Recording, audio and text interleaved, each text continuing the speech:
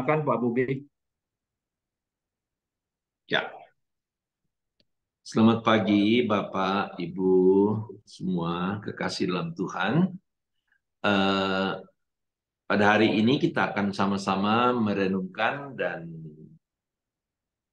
coba memahami dalam tuntunan Tuhan untuk mengerti kebenaran firman Tuhan dari Lukas 12 ayat 35 sampai yang ke-48. Sebentar ini saya got it. Ya, saya bacakan. Hendaklah pingkangmu tetap berikat dan pelitamu tetap menyala. Dan hendaklah kamu sama seperti orang-orang yang menanti-nantikan tuannya yang pulang dari perkawinan, supaya jika ia datang dan mengetok pintu, segera dibuka pintu baginya. Berbahagialah hamba-hamba yang didapati tuannya berjaga-jaga ketika ia datang. Aku berkata kepadamu, sesungguhnya ia akan mengikat pinggangnya dan mempersilahkan mereka duduk makan, dan ia akan datang melayani mereka. Dan pada dini hari, dan apabila ia datang pada tengah malam atau pada dini hari dan mendapati mereka berlaku demikian, maka berbahagialah mereka. Tetapi ketahuilah ini, jika tuan rumah tahu pukul berapa pencuri akan datang, ia tidak akan membiarkan rumahnya dibongkar. Hendaklah kamu juga siap sedia, karena anak manusia datang pada saat yang tidak kamu sangkakan. Kata Petrus, Tuhan, kamikah yang engkau maksudkan dengan perumpamaan itu, atau juga semua orang? Jawab Tuhan. Jadi, siapakah pengurus rumah yang setia dan bijaksana yang akan diangkat oleh tuannya menjadi kepala atas semua hambanya untuk memberikan makanan kepada mereka pada waktunya? Berbahagialah hamba yang didapati tuannya melakukan tugasnya itu ketika tuannya itu datang. Aku berkata kepadamu, sesungguhnya tuannya itu akan mengangkat dia menjadi pengawas segala miliknya. Akan tetapi jikalau hamba itu jahat dan berkata di dalam hatinya, tuanku tidak datang-datang. Lalu ia mulai memukul hamba-hamba laki-laki dan hamba-hamba perempuan, dan makan minum dan mabuk. Maka tuan hamba itu akan datang pada hari yang tidak disangkakannya, dan pada saat yang tidak diketahuinya, dan akan membunuh dia, dan membuat dia senasib dengan orang yang tidak setia. Saya sedikit memberikan tambahan, kata tidak setia itu memang dapat dipertanggungjawabkan secara bahasa asli, namun bahasa Inggris pada umumnya menerjemahkannya dengan yang tidak percaya. Ya. Adapun hamba yang tahu akan kehendak tuannya, tetapi yang tidak mengadakan persiapan atau tidak melakukan apa yang dikehendaki tuannya, ia akan menerima banyak pukulan.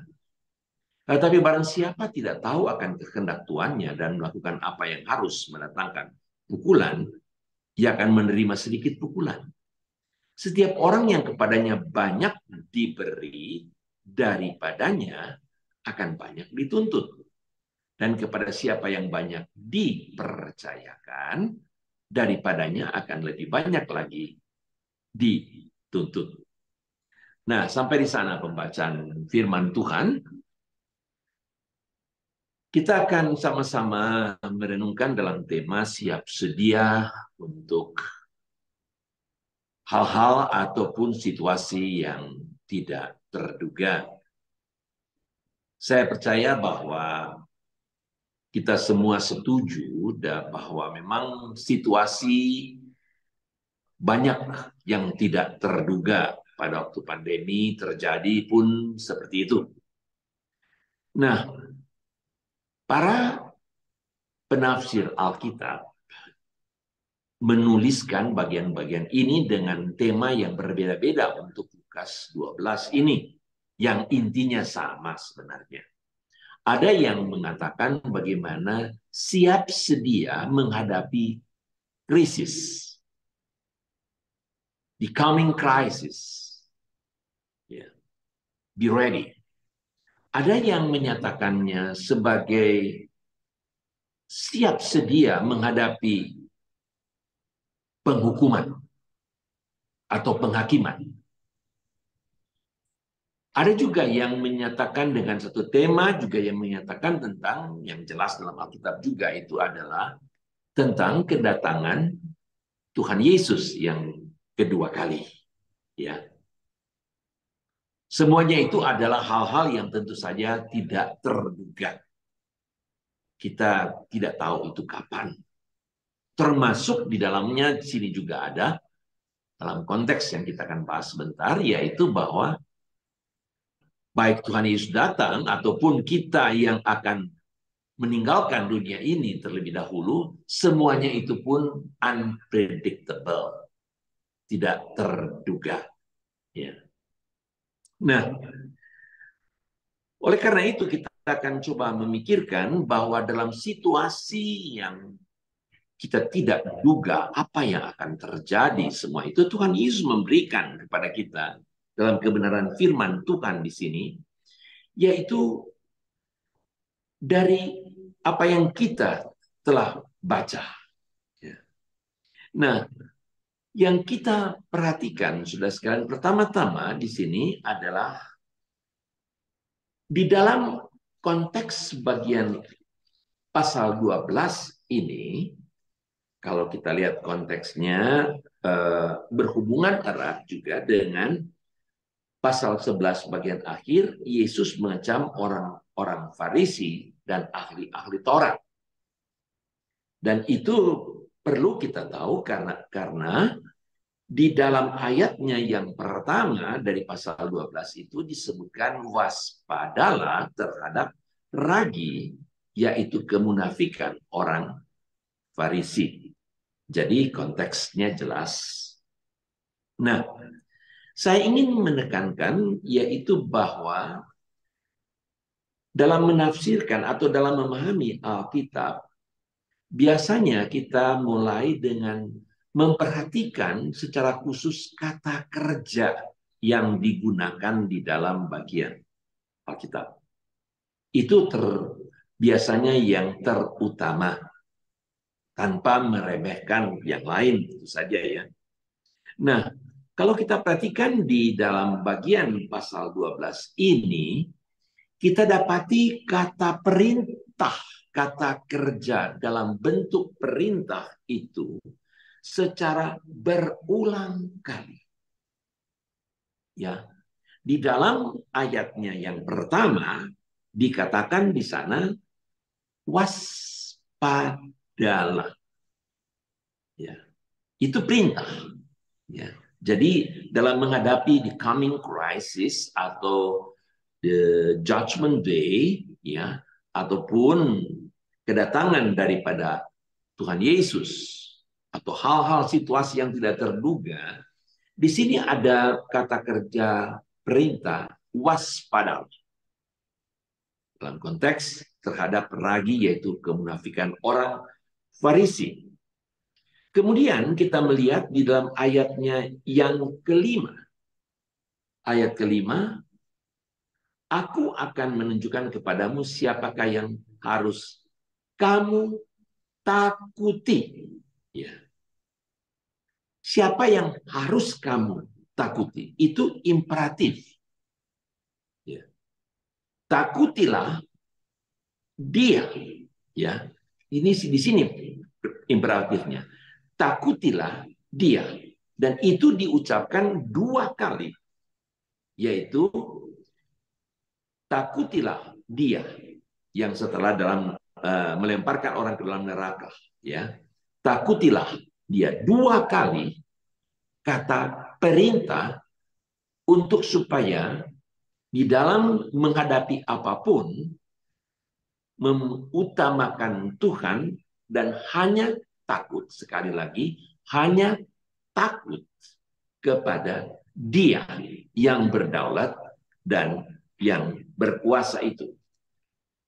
Kemudian kita lihat juga di dalam ayatnya yang ke-15. Di sana, saudara sekalian, kita lihat kata berjaga-jagalah. Dan itu dua kali. Kata perintah itu, berjaga-jagalah dan waspadalah. Dua kata kerja berbentuk imperatif itu dalam konteks terhadap segala ketamakan yang merupakan hal yang memang jadi tantangan di dalam situasi yang tidak terduga yang kita hadapi. Ya.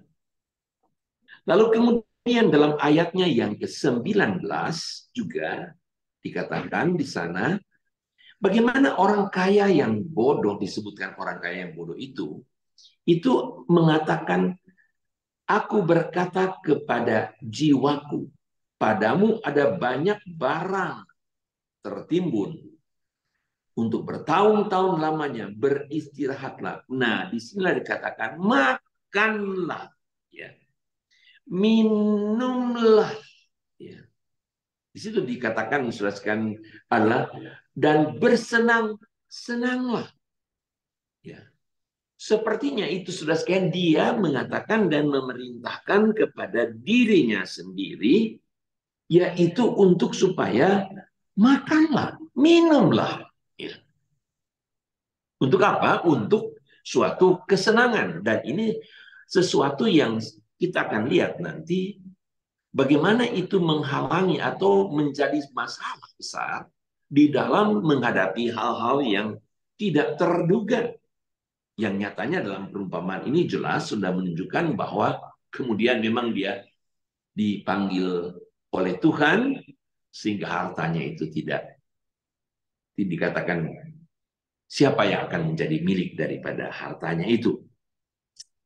Kemudian kita melihat juga di dalam ayat yang ke-22. Dalam ayat ke-22 di sana juga Tuhan Yesus berkata kepada murid-muridnya, karena itu aku berkata, jangan khawatir.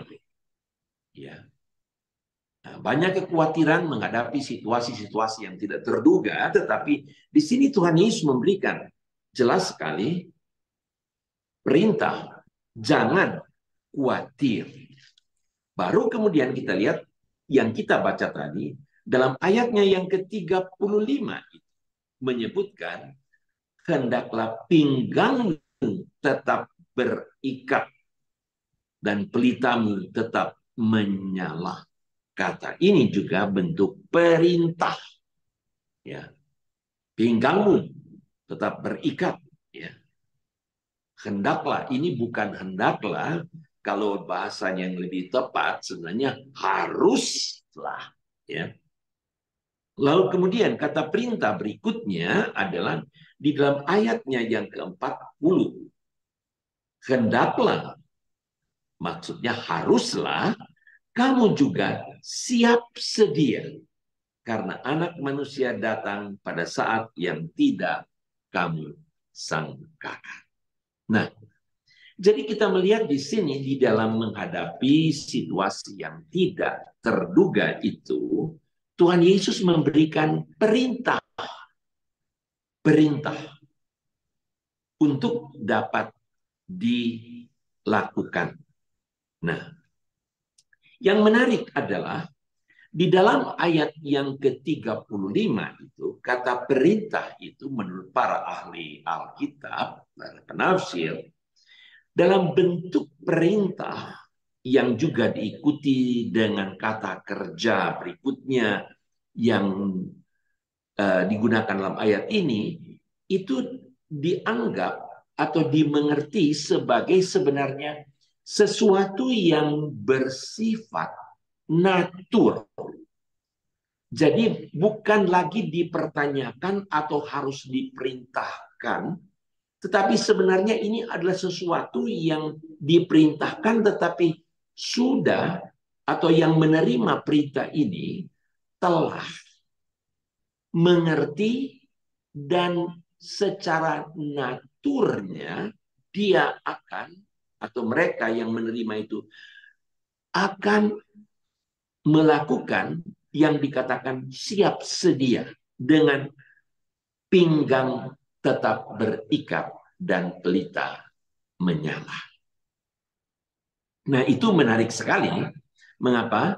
Karena kalau di dalam bagian pertama ini adalah dimaksudkan yang secara natur, yaitu hamba yang memang jelas sekali siap. Dia memang naturnya demikian. Kalau kita katakan anjing penjaga yang baik, itu tentu saja dia akan tanpa diperintahkan apabila ada intruder, ada orang yang asing masuk atau mendekatinya, dia akan menggonggong. Itu sudah natur. Ya. Yang berarti orang percaya itu memang jelas sekali naturnya itu apapun yang akan terjadi selalu dalam siap sedia. Nah, bagian ini memang gampang-gampang susah, tetapi menarik sekali, saudara. Yaitu bahwa ini dikontraskan justru dengan yang hamba yang lain. Yang digunakan kata sebagai hamba yang dipercayakan. Yaitu yang sebagai oikonomos. Yaitu hamba ini adalah hamba yang dikatakan hamba yang tidak setia. Jadi kita melihat di sini kata-kata perintah, ya, latar belakang dengan kata-kata perintah itu sampai kepada dua bagian ini.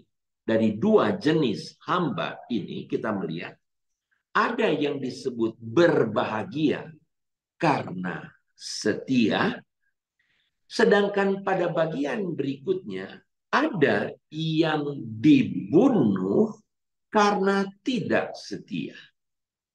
Ada yang mendapatkan reward, upah, karena setia berjaga-jaga. Dan ada yang berikutnya itu yang disamakan dengan orang-orang yang tidak percaya, yang tidak setia. Nah, jadi di sini kita melihat ada pokok pikiran yang utama, yaitu tentang kontrasnya daripada sikap yang Tuhan Yesus katakan itu. Karena ini di latar belakangnya juga dengan kata Petrus, ya Tuhan, tanya Tuhan, kamikah yang engkau maksudkan? Lalu kemudian Tuhan Yesus memberikan perumpamaan ini yang berarti menunjukkan bahwa ini sebenarnya adalah memang untuk semua. Tetapi jelas sekali menunjukkan ada bedanya tentang murid-murid Tuhan yang setia dengan orang yang sepertinya setia. Sekali lagi saya gunakan kata sepertinya setia. Dan orang itu memang dipercayakan. Nah, kita akan coba melihat dengan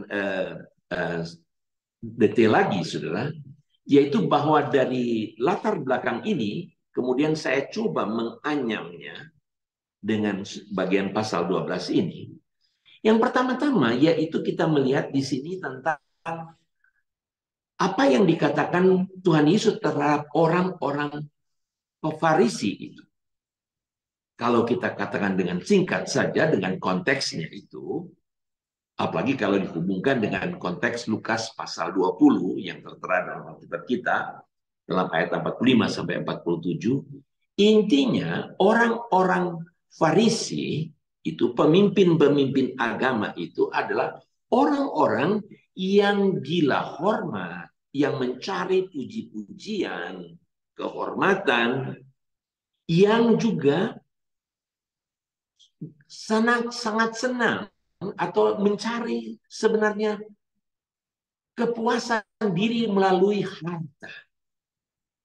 Kalau kita melihat dalam Lukas 20 dari ayat 47, 46, 47 sana, itu dikatakan dengan doa yang panjang-panjang, mereka itu menelan rumah janda-janda.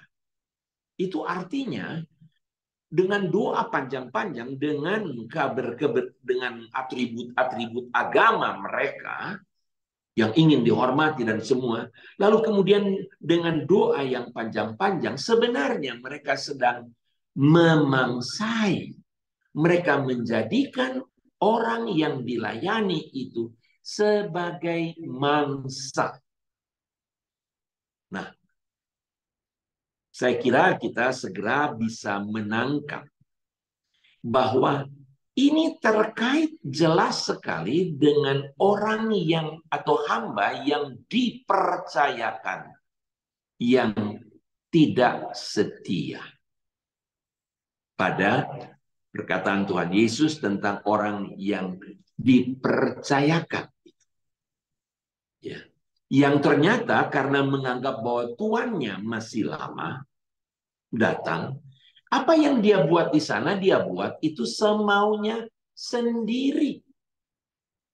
Nah, itu yang kita lihat langsung berhubungan dengan hal itu. Yaitu dia mencari kesenangan sendiri, dia melakukan apa yang dia mau sendiri, dan dia tidak menjadi orang yang setia dengan apa yang telah dipercayakan. Ahli-ahli Taurat atau orang pemimpin-pemimpin agama sebenarnya adalah orang-orang yang dipercayakan. Dan itu dikatakan di sana, kata hamba di sana bukan doulos, ya. Tetapi kata hamba yang digunakan di sana atau yang dipercayakan di situ adalah yang digunakan kata sebagai oikonomos, ya. Jadi orang-orang yang dipercayakan di situ, ya, memberikan pengurus rumah, ya, yang setia dan bijaksana, ya, ini digunakan kata oikonomos, orang yang dipercayakan. Nah, tetapi ternyata tidak demikian. Kita lihat apa yang dilakukan oleh orang-orang Farisi sebagai pemimpin-pemimpin agama. Sehingga itu sebabnya waktu Tuhan Yesus melihat orang banyak itu dikatakan mereka lelah, terlantar seperti domba yang tidak bergembala. Loh, kok bisa begitu? Ya iya dong, kenapa? Karena justru gembala-gembala yang harus menggembalakan mereka, domba-domba itu tidak setia. Bahkan lebih lagi menjadikan domba-domba itu sebagai mangsa, ya, untuk kepentingan sendiri. Nah, kita bisa jabarkan dan renungkan sendiri, ya, untuk apa yang dimaksudkan di sini. Nah, dan mereka gunakan itu juga dengan melalui ajaran-ajaran mereka. Maka pada waktu Tuhan Yesus mengatakan waspadalah, ya, itu dia maksudkan di sana itu ragi orang Farisi dan kemunafikan mereka yang menyangkut yang kita sudah bahas tadi. Tapi juga kata ragi di sana itu adalah menunjukkan tentang pengaruh mereka melalui pengajaran mereka. Ya. Dan ini artinya kalau kita melihat bisa yang bisa lebih jelas yaitu bahwa seperti apa yang dikatakan oleh Rasul Paulus, yaitu di dalam Galatia pasal yang pertama, orang-orang yang biasa memutarbalikkan Injil yang bukan Injil, ya, penuh dengan janji-janji sama dengan doa yang panjang-panjang itu. Namun yang ujung-ujungnya itu sebenarnya adalah pengaruh yang tidak baik. Kata ragi di sini secara teologis itu Tuhan Yesus pernah pakai itu untuk kerajaan surga. Dalam arti yang akan berkembang, itu positif. Tetapi kata ragi untuk orang Farisi itu dimaksudkan di situ adalah yang bisa mempengaruhi dan menyesatkan orang. Yang kalau dalam Paulus menggunakan kata ragi itu adalah yang dapat merusak. Itu disebutkan, saudara sekalian, arti kata ragi itu. Nah, untuk itulah maka Tuhan Yesus mengatakan waspadalah. Mengapa? Karena begitu mudahnya murid-murid Tuhan Yesus pun akan terkecoh dengan ajaran-ajaran yang menyesatkan, yang merusak, yang memutarbalikkan kebenaran. Untuk apa? Untuk domba gembalaan menjadi mangsa untuk mendapatkan kehormatan. Nah, ini kita melihat jelas sekali dalam hubungannya dengan apa yang disebutkan dengan oikonomos atau pengurus rumah tangga, hamba yang tidak setia itu. Nah, itulah sebabnya maka disebutkan dengan kata waspada untuk supaya jangan terpengaruh dengan ajaran-ajaran yang seperti itu. Tetapi yang lebih menarik lagi di sini adalah kata waspada ini kemudian diikuti di ayat kedua, tidak ada suatu pun yang tertutup yang tidak akan dibuka. Dan tidak ada suatu pun yang tersembunyi yang tidak akan diketahui. Nah, orang Farisi itu munafik ya, dan ajarannya itu tentu saja banyak hal yang disembunyikan. Nah, kenapa? Karena untuk maksud-maksud yang tersembunyi memang. Nah, ataupun guru-guru palsu yang kemudian hari di dalam zaman Paulus, yang mungkin juga pada zaman sekarang ini, ada yang disembunyikan, tapi yang sebenarnya untuk kepentingan sendiri. Nah, Tuhan Yesus mengatakan, ini adalah satu kali, tidak ada satupun yang tertutup. Nah, inilah yang tidak terduga. Orang-orang berpikir bahwa dapat menyembunyikan dosa, dapat menyembunyikan kebohongan, kemunafikan, dapat menyembunyikan. Jadi secara luar kelihatan pelayanan oke, secara luar kelihatannya baik semuanya. Tetapi Tuhan Yesus mengatakan di sini jelas, satu hari itu akan terbuka. Nah, ini termasuk yang tidak terduga atau yang tidak diharapkan. Kalau kita sedang sembunyikan sesuatu, ya, kita tidak mau itu dibuka. Kita tidak mau diketahui. Tetapi disinilah Tuhan Yesus mengatakan, be ready. Satu hari itu akan terbuka. Ya. Pelayanan yang penuh integritas, pelayanan yang murni, pelayanan yang memuliakan Tuhan, atau untuk kehormatan dan untuk kepentingan diri, akan satu hari itu akan terbuka. Ya. Nah, tetap pada saat yang sama kita melihat kemudian Tuhan Yesus memberikan, sebenarnya masih banyak di sini, tapi waktu kita memang terbatas di sini. Kita lihat di sini yaitu bahwa Tuhan Yesus mengatakan juga tentang perumpamaan orang kaya yang bodoh, dikatakan oleh Alkitab, maka Alkitab ini ya, orang kaya yang bodoh. Kenapa? Karena pada akhirnya dikatakan, hai engkau orang bodoh. Ya. Nah, jelas sekali di sini menunjukkan dalam menghadapi krisis atau hal-hal yang tidak terduga, ya, kita harus perhatikan akan pengajaran dalam perumpamaan ini untuk tidak menjadi bodoh. Nah, barangkali menolong untuk kita melihat dari Amsal 11 ayat 4. Amsal 11 ayat 4.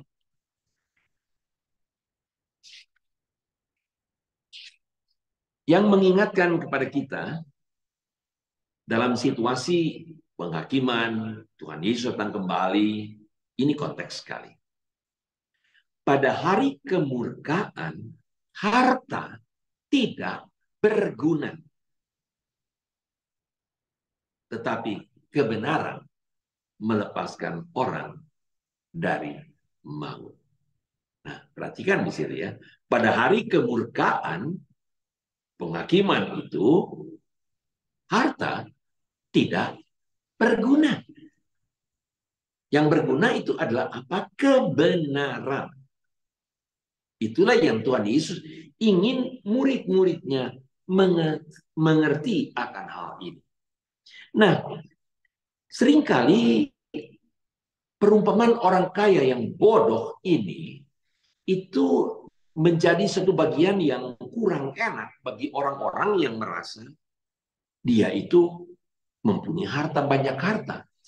Sebenarnya, saudara sekalian, di bagian ini kita harus memahami intinya yang seperti tadi kita katakan dalam Amsal itu. Harta itu tidaklah keliru, tidak ada salahnya.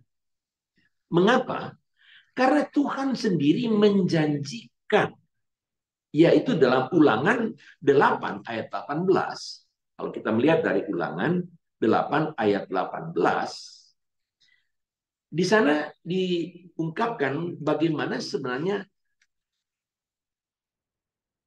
tetapi haruslah engkau ingat kepada Tuhan Allahmu, sebab dialah yang memberikan, perhatikan itu, kepadamu kekuatan untuk memperoleh kekayaan dengan maksud meneguhkan perjanjian yang diikrarkan.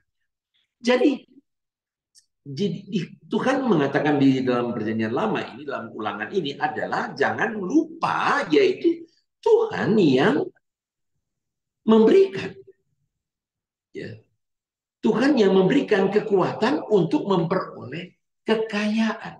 Nah, ini kontras sekali dengan apa yang orang kaya yang bodoh ini yang memerintahkan diri sendiri untuk bersenang-senanglah, makanlah, minumlah, ya. Dan menganggap yaitu bahwa aku punya banyak harta. Di mana Tuhan? Dia melupakan bahwa Tuhan yang memberikan kekuatan. Dan Tuhan memberikan kekayaan. Itu juga dengan tujuan, dengan maksudnya.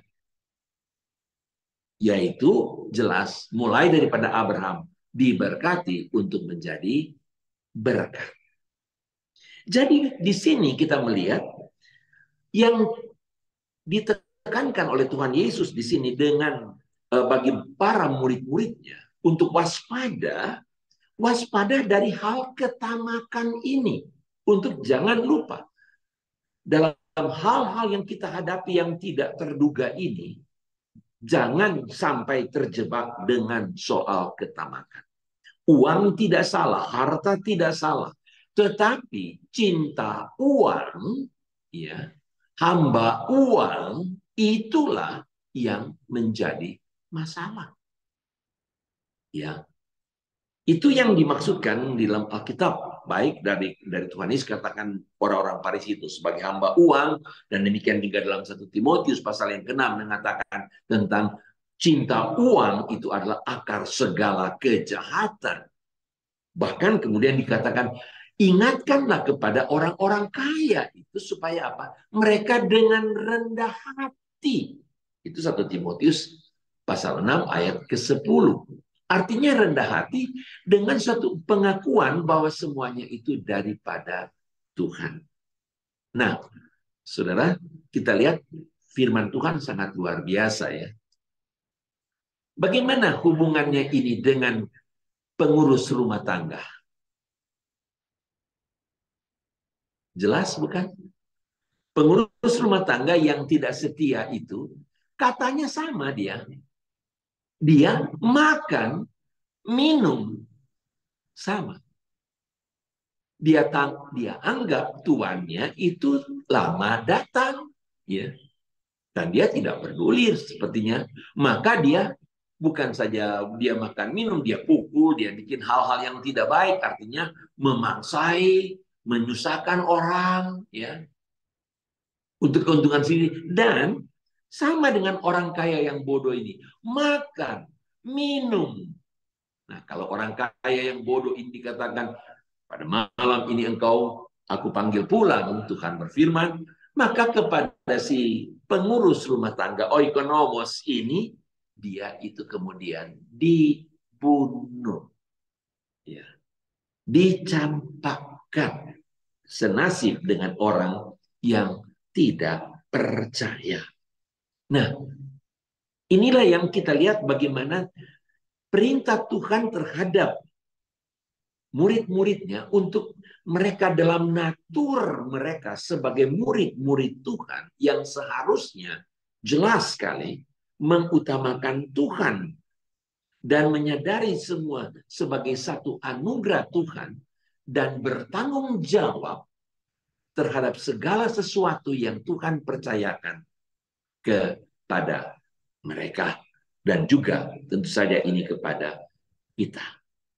Nah, ditambah lagi di sini kita lihat yaitu bahwa kata Tuhan Yesus mengatakan, oh maaf, saya tambah satu lagi untuk bisa lebih kuat ya di sini.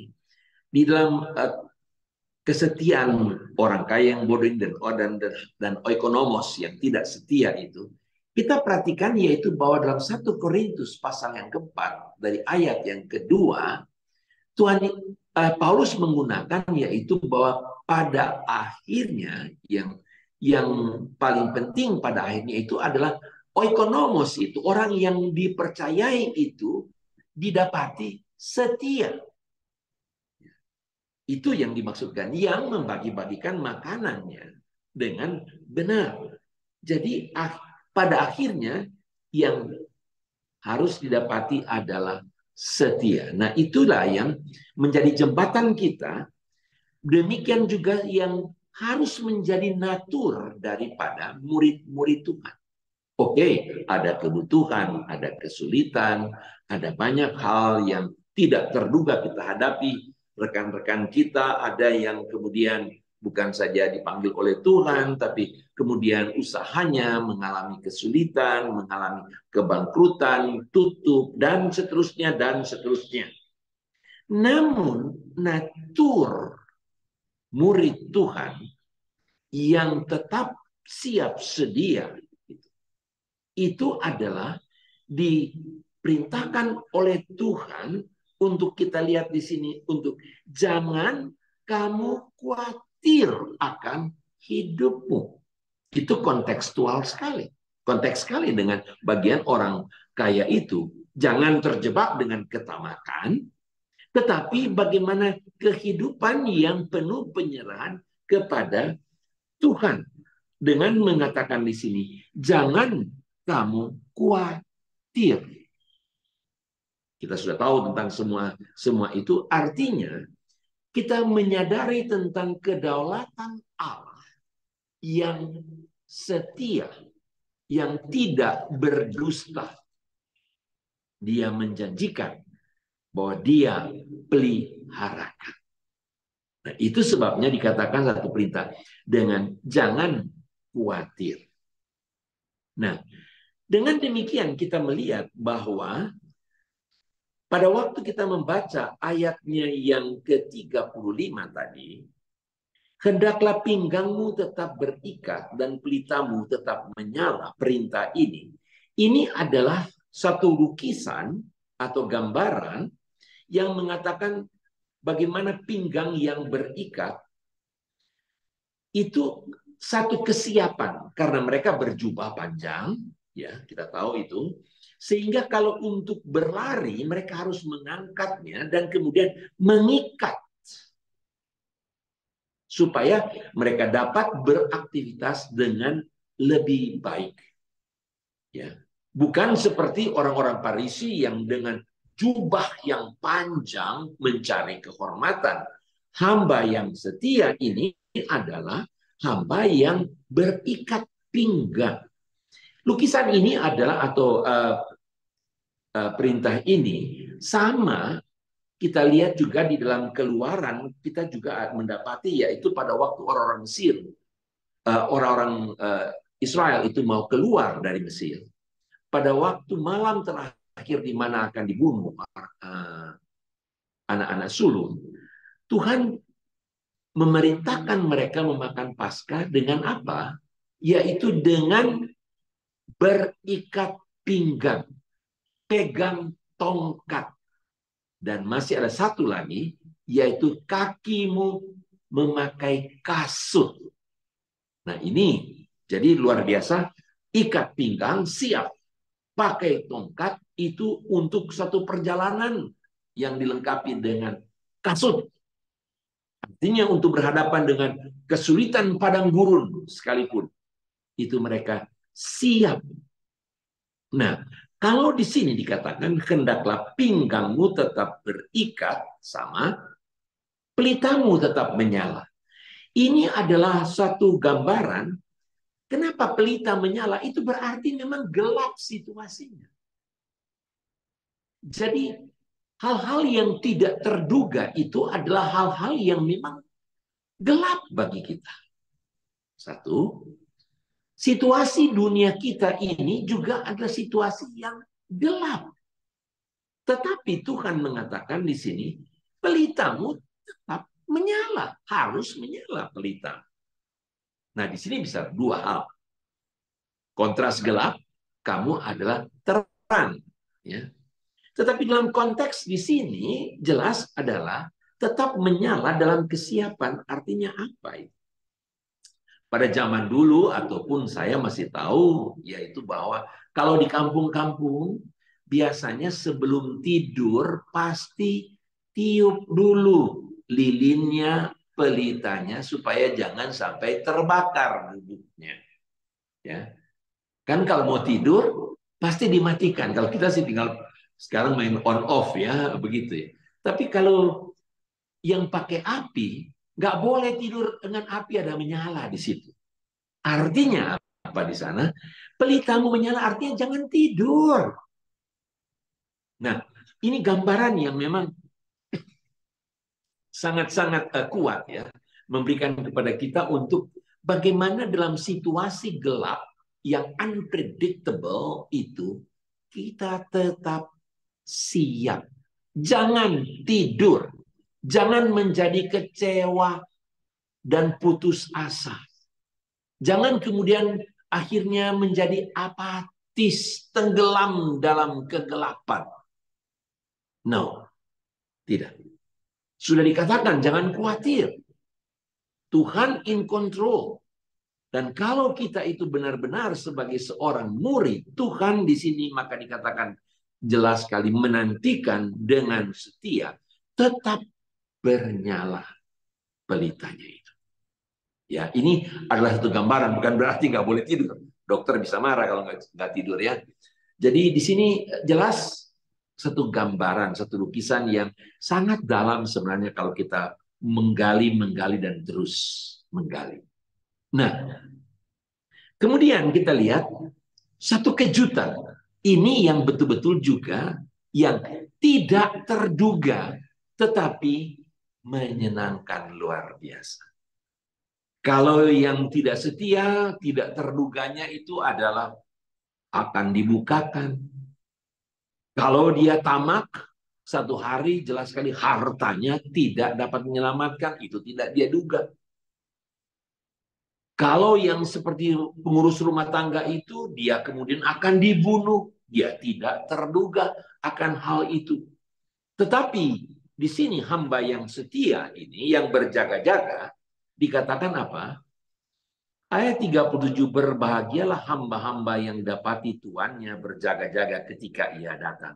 Aku berkata kepadamu, sesungguhnya ia akan mengikat pinggangnya dan mempersilahkan mereka duduk makan, dan ia akan datang melayani mereka. Wow, luar biasa, saudara. Yaitu bahwa di sini hamba yang setia ini, Tuhan itu berkata dengan jelas dia datang, dia lalu minta mereka duduk, ganti dia yang mengikat pinggangnya, dan kemudian melayani mereka. Nah, sedikit yang menggelitik tentu saja, kita tahu perumpamaan dari Lukas juga, dari Lukas 17. Ya. Kalau Lukas 17 kita lihat bagaimana tentang hamba dan tuan itu. Ya. Siapa, Lukas 17 ayat 7, siapa di antara kamu yang mempunyai seorang hamba yang membajak atau mengembalakan ternak baginya akan berkata kepada hamba itu setelah ia pulang dari ladang, mari segera makan. Bukankah sebaliknya ia akan berkata kepada hamba itu, sediakanlah makananku, ikatlah pinggangmu, layanilah aku sampai selesai aku makan dan minum. Dan sudah itu engkau boleh makan dan minum. Adakah ia berterima kasih kepada hamba itu? Karena hamba itu telah melakukan apa yang ditugaskan kepadanya. Demikian jugalah kamu, apabila kamu telah melakukan segala sesuatu yang ditugaskan kepadamu, hendaklah kamu berkata, kami adalah hamba-hamba yang tidak berguna. Kami hanya melakukan apa yang harus kami lakukan. Bagaimana kita merekonsiliasikan, mengharmonikan dua hal ini? Nah, hal yang pertama kita lihat di dalam apa yang Tuhan Yesus layani. Disitulah menunjukkan tentang satu kesetiaan Tuhan. Jadi kesetiaan Tuhan yang sudah mengatakan jangan kamu khawatir. Kalau kamu betul-betul siap sedia terus, aku yang melayani, dan inilah satu anugerah, satu reward. Ya. Tidak bertentangan dengan Lukas pasal 17. Lukas pasal 17 mau menunjukkan dengan jelas bahwa kita ini tidak layak. Hamba-hamba yang tidak berguna. Ya. Tetapi anugerah Tuhan memberikan kita reward. Dilayani oleh Tuhan. Diberikan anugerah oleh Tuhan. Kita yang tidak layak ini. Tetapi kita dilayani oleh Tuhan. Nah, itulah hal yang kita lihat di sini. Suatu yang kita tidak duga. Ya. Yaitu kita juga harus siap sedia untuk senantiasa menyadari semuanya hanya anugerah. Dan kita akan mendapatkan yang kita tidak duga. Itu adalah kesetiaan Tuhan dengan rewardnya yang berkata, berbahagialah hai hambaku yang setia. Sebaliknya kita melihat bahwa hamba yang jahat itu, dia adalah hamba yang dicampakan, dibunuh. Nah, sementara saya kira itu yang saya dapat sampaikan, ya sebenarnya hal ini memang sangat kaya dan sangat luas sekali, ya. Yang saya harapkan bahwa dengan sedikit apa yang saya sampaikan itu akan Bapak Ibu akan kemudian menggali lebih dalam dan lebih melihat bagian ini dengan detail. Saya hanya memberikan garis besarnya bahwa itulah yang Tuhan inginkan, kita siap sedia apapun yang akan terjadi di luar dugaan kita. Karena memang kita tidak tahu hari esok, tetapi kita selalu siap. Karena itulah natur kita. Saya tutup dengan satu kata, satu kalimat, yaitu kenapa saya katakan natur? Kesetiaan adalah buah Roh Kudus. Ya. Faithfulness itu adalah buah Roh Kudus. Itulah sebabnya saya katakan natur murid Tuhan itu adalah ada buah faithfulness. Ya,